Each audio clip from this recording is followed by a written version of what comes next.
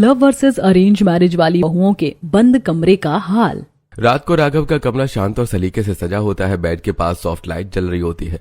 राघव थका हुआ बिस्तर पर बैठा होता है। तभी नेहा धीरे से दरवाजा बंद करके उसके पास बैठ जाती है और उसके सिर की मालिश करने लगती है। ज्यादा स्ट्रेस मत लिया करो, वैसे भी आपको थोड़ा सा काम का प्रेशर हो जाता है तो आप बहुत परेशान हो जाते हैं। यार अब क्या करूं, ऑफिस का काम है, करना तो पड़ेगा ही। आप बस अपना ध्यान रखो, बाकी सब मैं संभाल लूंगी। नेहा चुपचाप बिना किसी दिखावे के अपने पति की सेवा करती रहती है। उसके चेहरे पर सच्चाई और अपनापन साफ दिखता है। उसी घर के दूसरे कमरे में बिल्कुल अलग माहौल होता है। कमरा मॉडर्न स्टाइल में सजा होता है। तेज लाइट और बिखरे हुए कुशन पड़े होते हैं। शिल्पा आराम से बेड पर लेटी होती है और मुकुल ऑफिस से थका हुआ अंदर आता है और शिल्पा का सर दबाता है। यार शिल्पा, मैं ऑफिस से इतना थक कर आया हूँ, आज वैसे ही बहुत काम था। तो चुपचाप मेरा सर दबाओ। पूरा दिन काम करके और तुम्हारे घर वालों की चिक चिक सुनकर मेरा भी सर दुख जाता है। लेकिन मैं बहुत थक गया हूँ। मैंने कहा ना, बहस मत करो, बस सर दबाओ। मुकुल चुपचाप उसका सिर दबाने लगता है। उसकी आंखों में थकान के साथ मजबूरी भी साफ दिखती है। अगली सुबह किचन में हलचल होती है। शिल्पा साड़ी पहनकर चेहरे पर मीठी मुस्कान लिए खड़ी होती है। कमला देवी कुर्सी पर बैठी होती है। मम्मी जी आप बैठिए, मैं सब संभाल लूंगी। अरे वाह शिल्पा, तुम तो दिल जीत लेती हो। दूसरी तरफ नेहा जल्दी जल्दी काम करते हुए सास से सीधी बात कहती है। मम्मी जी आज काम थोड़ा ज्यादा है, आप थोड़ा सब्जी काट देंगी तो जल्दी हो जाएगा। क्या सास से काम करवाएगी? एक ही घर में दो बहुएं, एक जो बंद कमरे में अपने पति का सहारा बनती है लेकिन मुंह पर सच बोलने की वजह से गलत समझी जाती है। दूसरी जो बाहर मीठी मीठी बातें करती है लेकिन अंदर अपने पति को ही थका देती है। कमला की नजर में शिल्पा सबसे अच्छी बहू होती है और नेहा हमेशा गलत। लेकिन असली सच तो बंद कमरे में ही छुपा रहता है। आइए जानते हैं बंद कमरे के पीछे का हाल। अगली सुबह घर में हलचल शुरू होती है। कमला देवी सोफे पर बैठी होती हैं। तभी शिल्पा सजी धजी चेहरे पर मीठी मुस्कान लिए बाहर आती है और आते ही झुककर कमला के पैर छू लेती है। मम्मी जी गुड मॉर्निंग, आपने चाय पी ली क्या? मैं अपने लिए बना रही थी, आपके लिए भी बना दूं? अरे वाह बहू, भगवान ऐसी ही बहू सबको दे। तभी नेहा भी आकर हाथ जोड़कर नमस्ते कर चुकी होती है लेकिन कमला देवी उसका ध्यान ही नहीं देती। कुछ लोग तो ऐसे हैं जिन्हें नमस्ते करने का होश तक नहीं है। सुबह उठकर आ जाते हैं लेकिन आदर सम्मान का कोई मतलब ही नहीं। मम्मी जी मैंने नमस्ते करी थी, लेकिन आपको दूसरे लोगों से फुर्सत मिले तब आप मुझे देखें ना। हाय हाय, 2 गज लंबी जुबान चलती है इसकी। शाम होते ही दोनों बेटे ऑफिस से थके हारे घर आते हैं। बेटा खाना तो खा लो। मम्मी बहुत थक गए हैं, खाना कमरे में ही खा लेंगे। हाँ मम्मी, ऊपर हम जा रहे हैं। दोनों बेटे सीधे अपने अपने कमरों में चले जाते हैं। बेटा तुम दोनों जाओ, उनका ध्यान दे लो, हम सब तो खाना खा चुके हैं। राघव कमरे में आते ही जूते जुराब और बैग इधर उधर फेंक देता है और सीधा बेड पर लेट जाता है। लगता है आज तो बहुत काम कर लिया आपने। हाँ यार बहुत काम था। टेक्निकल लाइफ बहुत मुश्किल होती है, पूरे दिन बैठे बैठे कमर दुख जाती है। नेहा चुपचाप उसका बिखरा सामान समेटती है और फिर पानी लेकर आती है। पहले खाना खाओगे या कॉफी पियोगे? तुम डायरेक्ट खाना लगा दो, आज तो बहुत भूख लगी है। मैंने भी खाना नहीं खाया, चलो मैं आपके साथ ही खा लेती हूँ। दोनों साथ बैठकर खाना खाते हैं। नेहा प्यार से राघव को अपने हाथ से 1-2 निवाले खिलाती है। कमरे में अपनापन और सुकून भरा होता है। दूसरी तरफ मुकुल अपने कमरे में आकर अपना सारा सामान सही जगह पर रखने लगता है। जो सामान जहाँ से उठाया ना वही रखो, इधर उधर कुछ नहीं फैलाना चाहिए। मैं तुम्हारी नौकरानी नहीं हूँ जो तुम्हारे पीछे पीछे काम करती रहूं। मैं तो सब सामान अपनी जगह पर ही रख रहा हूँ, तुम इतना चिल्ला क्यों रही हो? मुकुल चुपचाप बेड पर बैठ जाता है। जाओ नीचे जाकर खाना गर्म करके ले आओ, और हाँ मम्मी के सामने कुछ बोलने की जरूरत नहीं है। मुझे तो पहले फ्रेश होना था, तुम ही ले आओ। पहले खाना लेकर आओ, बाद में कपड़े बदलना। मुकुल नीचे जाता है और खुद ही अपना खाना गर्म करने लगता है। बेटा तू क्यों खाना गर्म कर रहा है? शिल्पा कहाँ है? मम्मी वो बाथरूम में गई है, इसलिए मैं ही लेने आ गया। कोई बात नहीं बेटा, वो भी घर का बहुत काम करती है। मुकुल चुपचाप खाना लेकर ऊपर चला जाता है। कमरे में मुकुल अकेले ही खाना खाने लगता है। तुमने खाने के लिए मेरा वेट भी नहीं किया। तुम आने लगे 1 बजे, तो मैं क्या भूखी बैठी रहती? हाँ तो इंतजार कर लेती। शिल्पा मुंह बना लेती है और मुकुल चुपचाप हो जाता है और बिना कुछ बोले खाना खाने लगता है। अगली सुबह घर में रसोई से खुशबू आ रही होती है। नेहा सुबह सुबह उठकर पूरा नाश्ता बना चुकी होती है। गरम पराठे, सब्जी, जूस सब तैयार होता है। वो चुपचाप टेबल सजा रही होती है। तभी थोड़ी देर से शिल्पा नींद से उठकर बाहर आती है। बाल संवारते हुए सीधे कमला देवी के पास जाती है। मम्मी जी मैंने सारा खाना तैयार कर दिया, आइए नाश्ता कर लीजिए, मुकुल भी आते ही होंगे। अरे वाह बेटा, चलो सबको बुलाते हैं, साथ में नाश्ता करते हैं। कुछ ही देर में पूरा परिवार टेबल पर बैठ जाता है। नेहा चुपचाप एक कोने में बैठ जाती है। कमला देवी प्लेट उठाते हुए नेहा की तरफ ताना मारती हैं। कुछ लोगों को तो होश ही नहीं रहता कि सुबह उठकर नाश्ता भी बनाना होता है। मम्मी जी, ये सारा खाना मैंने ही बनाया है। बस बस, झूठ बोलने के अलावा कुछ और काम भी कर लिया कर। नेहा चुप हो जाती है क्योंकि उसे पता होता है कि कमला पहले ही शिल्पा की बात सुन चुकी है। मुकुल जूस उठाने के लिए हाथ बढ़ाता है, लेकिन तभी शिल्पा तुरंत उसका हाथ रोक लेती है। अरे रुको, मैं देती हूँ आपको, इतनी मेहनत करने की क्या जरूरत है। शिल्पा खुद जूस उठाकर मुकुल के गिलास में डाल देती है। कमला देवी ये देखकर खुश हो जाती है। वहीं दूसरी तरफ राघव, मुझे जरा रोटी दे देना।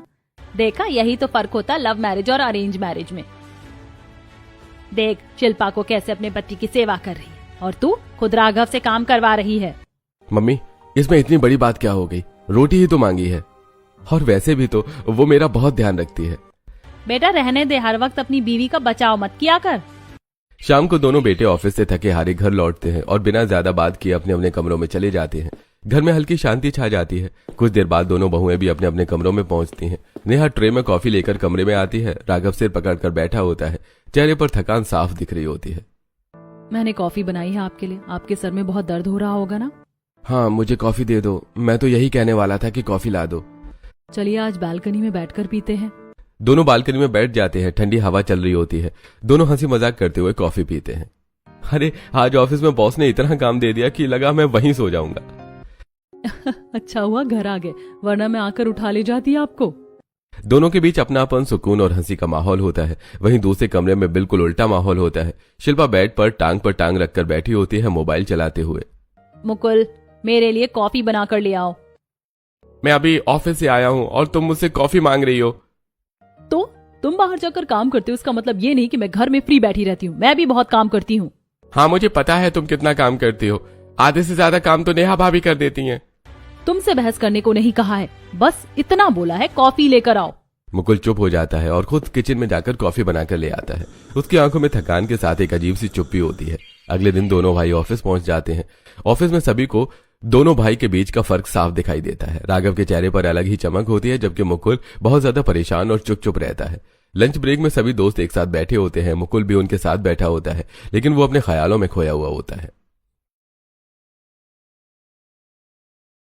यार मुकुल, क्या हो गया तुझे? तू तो शादी के बाद एकदम बदल गया है। अरे पहले कितना हंसता था, अब तो हमेशा चुप रहता है। यार, बंदा जब तक शादी ना करे तब तक ही ठीक है। अरे भाई, ऐसा क्या कर दिया भाभी ने? हम बात करें क्या उनसे? अरे नहीं, रहने दे। यार, शादी का मजा ही अलग होता है। बीवी रोज तुम्हारी सेवा करे, बिना कहीं नाश्ता दे, हर चीज का ध्यान रखे। इससे अच्छी बात क्या हो सकती है? अरे भाई, सबकी एक जैसी नहीं होती। इतना कहकर मुकुल अचानक खड़ा होता है और वहां से चला जाता है। सभी दोस्त हैरान रह जाते हैं। अरे यार, पता नहीं इसे क्या हो गया है। अरे जब से शादी हुई है अजीब ही हो गया है।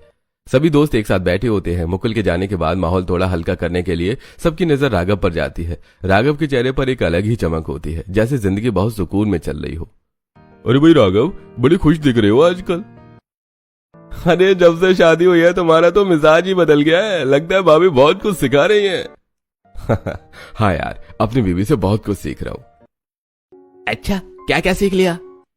अभी तो सबसे बड़ी चीज सीख रहा हूँ कि लोगों से अच्छे से कैसे बात करते हैं और सबको इज्जत कैसे देते हैं। सब दोस्त एक दूसरे की तरफ देखते हैं और हंस पड़ते हैं। अरे भाई, ये तो सबसे अच्छी बात है। बीवी आने के बाद फ्री में 100 चीज सीखने को मिलती है।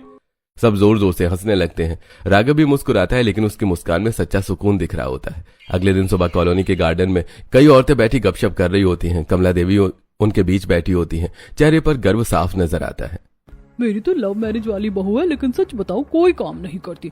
हर वक्त घर में कलेश ही करती रहती है। पैसे भी पूरे नहीं पड़ते उसके। अरे नहीं, ऐसा नहीं होता। मेरी भी लव मैरिज वाली बहू है, लेकिन इतनी अच्छी है कि पूछो मत। मुझे तो ऐसा लगता है कि मैरिज कोई भी संभालने वाले लोग होने चाहिए, बाकी ना समझ तो कुछ नहीं संभाल सकते। तभी कमला देवी भी गर्व से बात में शामिल होती हैं। हाँ, ये जरूरी नहीं है कि सब एक जैसे हो। मेरी जो अरेंज मैरिज वाली बहू है ना, वो तो कुछ काम ही ढंग से नहीं करती, ना घर का ध्यान ना मेरे बेटे का। लेकिन मेरी जो लव मैरिज वाली बहू है शिल्पा, वो तो मेरे बेटे का इतना ध्यान रखती है और पूरा दिन मेरे आगे पीछे घूमती रहती है। कहती है मम्मी जी ये ले लो, मम्मी जी खाना खा लो। ये तो बहुत अच्छी बात है कमला जी, आप तो बहुत खुशकिस्मत हो। हाँ, मैं तो बहुत ज्यादा खुश हूँ अपनी बहू से। अगला दिन संडे होता है। दोनों बेटों की छुट्टी होती है। घर में सन्नाटा और आराम का माहौल होता है। हर कोई अपने अपने कमरे में समय बिता रहा होता है। राघव और नेहा कमरे में साथ बैठे होते हैं। सामने टेबल पर रंग और पेंटिंग का सामान रखा होता है। दोनों हंसते मुस्कुराते हुए पेंटिंग बना रहे होते हैं। ये क्या बना रहे हो आप? ये सूरज है या आम? अरे मैडम, ये मॉडर्न आर्ट है, हर किसी के समझ में नहीं आता। अच्छा, तो फिर मैं भी एक मास्टरपीस बनाती हूँ। दोनों हंसी मजाक करते हुए कभी गेम खेलते हैं, कभी पेंटिंग, एक दूसरे के साथ अपना क्वालिटी टाइम एंजॉय कर रहे होते हैं। कमरे में सुकून और अपनापन साफ महसूस होता है। वहीं दूसरे कमरे में माहौल बिल्कुल उल्टा होता है। मुकुल पूरे कमरे में झाड़ू लगा रहा होता है, पसीने से भीगा हुआ। शिल्पा बेड के पास खड़ी होकर उसे देख रही होती है। आज संडे है, पूरे हफ्ते की थकान मुझे भी होती है और तुम मुझसे आज भी काम करवा रही हो। तुम्हारे काम कभी खत्म नहीं होते क्या? पहले झाड़ू खत्म करो, फिर पोछा लगाना है। मुकुल मजबूरी में झाड़ू खत्म करके पोछा लगाने लगता है। मैं तुम्हारी हरकतों से बहुत तंग आ गया हूँ। मेरे दोस्त भी कह रहे थे कि मैं डिप्रेशन में रहने लगा हूँ। अच्छा, मैं तुम्हें डिप्रेशन में डाल रही हूँ?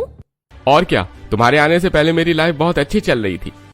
चुपचाप काम करो, ज्यादा ड्रामा मत करो। सामने वाले घर की खिड़की से पर्दा हटता है। पड़ोसन ताजी हवा लेने के लिए खिड़की खोलती है। आज मौसम कितना अच्छा है, थोड़ी देर खुली हवा ले लेती हूँ। तभी उसकी नजर सीधे शिल्पा के कमरे पर पड़ती है। वो हैरान रह जाती है। मुकुल झाड़ू पोछा कर रहा होता है और शिल्पा खड़ी होकर उसे आदेश दे रही होती है। अरे ये क्या, ये तो मुकुल पोछा लगा रहा है, शिल्पा खड़ी होकर देख रही है। कल ही तो कमला जी उसकी इतनी तारीफ कर रही थी, कह रही थी कि बहू बेटे का बहुत ध्यान रखती है, और यहाँ तो खुद बेटे से ही झाड़ू पोछा करवा रही है। लगता है उन्हें पता ही नहीं कि उनके घर के बंद कमरों में क्या चल रहा है। संडे की घटना देखने के बाद पड़ोसन तुरंत कमला देवी के घर पहुंच जाती है। कमला देवी हॉल में बैठी होती हैं।